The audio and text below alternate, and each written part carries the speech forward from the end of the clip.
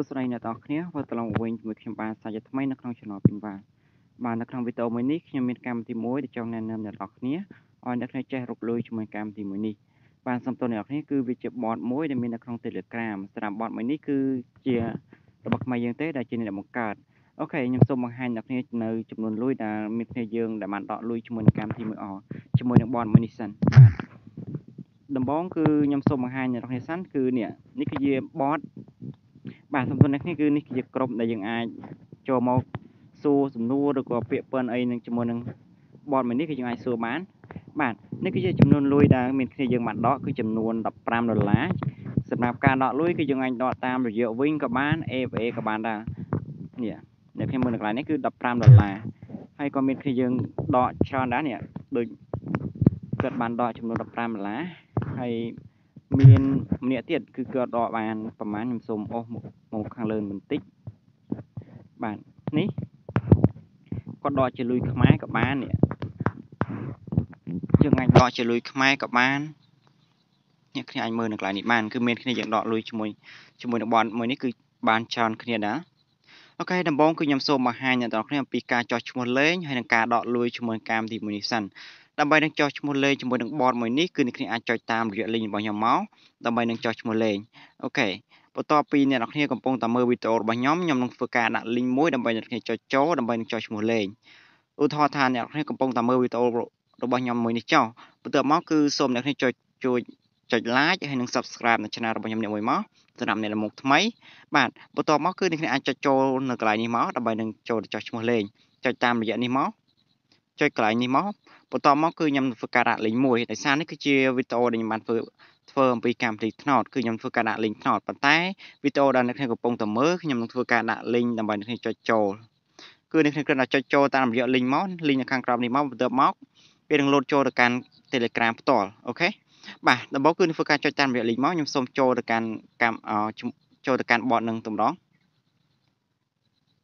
បាទបន្ទាប់ពីអ្នកនរធ្វើការចុចតាមរយៈ link របស់ខ្ញុំមកវានឹងចេញជាប្រព័ន្ធនេះគឺនឹងធ្វើការ join នៅក្រុមនេះមួយមកបាទសម្រាប់ក្រុមនេះគឺខ្ញុំបានបង្កើតផ្ទាល់គឺអ្នកអាចចុចចូលតាមរយៈ link នេះមកសម្រាប់អ្នកដែលចង់លេងជាមួយនឹង bot ដែលយើងអាចរកលុយបានគឺអ្នកអាចចុចចូលកន្លែងមួយនេះមកតាមរយៈ link ដែលខ្ញុំបានដាក់នៅខាងនេះមកចុចចូលតាមរយៈ link មកបន្ទាប់មកគឺវានឹងចូលជាប្រព័ន្ធនេះអ្វីដែលអ្នកត្រូវធ្វើបន្ទាប់ទៀតគឺអ្នកអាចចុចចូលតាមរយៈនេះមក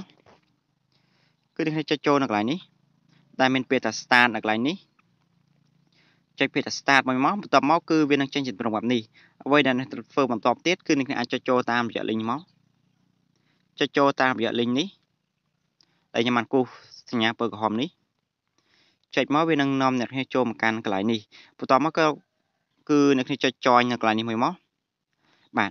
គឺអ្នកគ្នាអាចមើលបាននេះគឺជាពាណិជ្ជកម្មដែលគេផ្សព្វផ្សាយលក់ផលិតផលរបស់គេគឺអ្នកគ្នាអាចទិញបានផលិតផលរបស់គេនៅក្នុងនេះបាទបន្ទាប់ពីអ្នកធ្វើការចុច join ហើយគឺអ្នកគ្នាចេញមកបន្ទាប់មកគឺអ្នកគ្នាចុចពាក្យថាឆែកនៅកន្លែងនេះអូខេគឺអ្នកគ្នាអាចចុចពាក្យថាឆែកនៅកន្លែងនេះមកបាទបន្ទាប់ពីយើងធ្វើការចុចពាក្យថាឆែកហើយគឺអ្នកគ្នាឃើញនៅកន្លែងនេះហើយគឺយើងអាចចុចចូលនៅកន្លែងនេះមកដើម្បីនឹងរកលុយជាមួយវាបានគឺអ្នកអាចចុចចូលនៅកន្លែងនេះកន្លែងនេះគឺយើងអាចចូលទៅកាន់ channel របស់គេហើយសម្រាប់កន្លែងមួយនេះគឺជាចំនួនកបោកលក់គឺជាចំនួនលុយរបស់យើងដែលមានហើយកន្លែងនេះគឺការមើលពាណិជ្ជកម្មការផ្សព្វផ្សាយពាណិជ្ជកម្មរបស់គេហើយកន្លែងនេះគឺយើងអាចមើលអំពីគោលបំណងទំនួលចម្លើយហ្នឹងយើងអាចចុចមកសូមចុចមើលនៅកន្លែងនេះបន្ទាប់មកគឺអ្នកគ្នាអាចមើលតាមនេះបានគឺគោលបំណងរបស់ bot នេះយ៉ាងម៉េចហើយមួយទៀតគឺអ្នកគ្នាអាចមើលនៅកន្លែងនេះគឺជាទីតាំងរបស់ bot សំទោសអ្នកនេះគឺទីតាំងអ្នកដែលបានបង្កើត bot មួយនេះដើម្បីនឹងរកលុយជាមួយនឹង bot មួយនេះបានគឺអ្នកទាំងគ្នាត្រូវការធ្វើការណែនាំមិត្តភ័ក្តិសម្រាប់ការណែនាំមិត្តភ័ក្តិម្នាក់គឺអ្នកគ្នាទទួលបាន500រៀលដើម្បីនឹងណែនាំមិត្តភ័ក្តិបានគឺអ្នកគ្នាចុចចូលនៅកន្លែងនេះមកចុចចូលកន្លែងពាក្យថា earn reward ឬក៏រកប្រាក់កម្រៃចុចចូលកន្លែងនេះមួយមកបន្ទាប់មកនៅកន្លែងនេះគឺអ្នកគ្នាអាចចុច share នេះយក link មួយនេះទៅផ្ញើទៅកាន់ Telegram មិត្តភ័ក្តិរបស់អ្នកគ្នាឲ្យបានច្រើនមកហើយនឹងផ្ញើចូលទៅកាន់ Facebook ឬក៏ចូលទៅកាន់កម្មវិធីផ្សេងឬក៏ social media ផ្សេងមកបន្ទាប់មកនៅពេលដែលមានអ្នកចុចចោះឈ្មោះចូលជាមួយនឹង bot ជាមួយនឹង bot មួយនេះគឺយើងទទួលបាន500រៀល ក្នុងមួយនាក់គឺទទួលបាន500រៀលបាទហើយមួយទៀតដើម្បីនឹងដកលុយជាមួយនឹងបតមួយនេះបានគឺអ្នកគ្នាអាចចុចចូលនៅកន្លែងនេះមកចុចចូលកន្លែងពាក្យថាដកប្រាក់ចុចចូលកន្លែងពាក្យថាដកប្រាក់នេះមក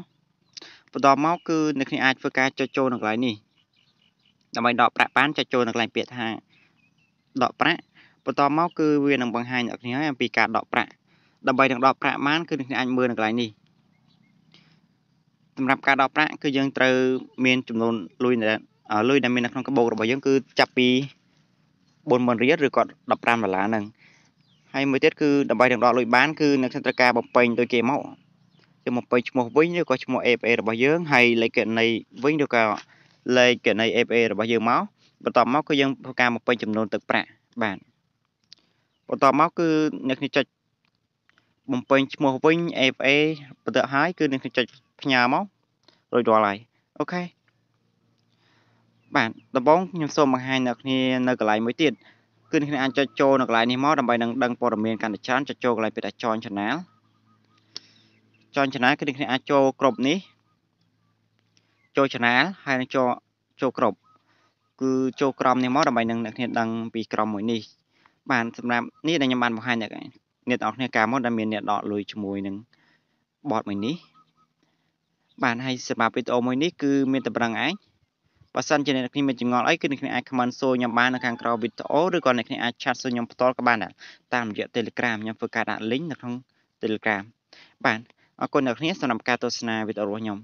បើសិនជាអ្នកគ្នាមានចម្ងល់បន្ថែមគឺអ្នកគ្នាអាច chat សួរខ្ញុំផ្ទាល់ក៏បានដែរណាអូខេ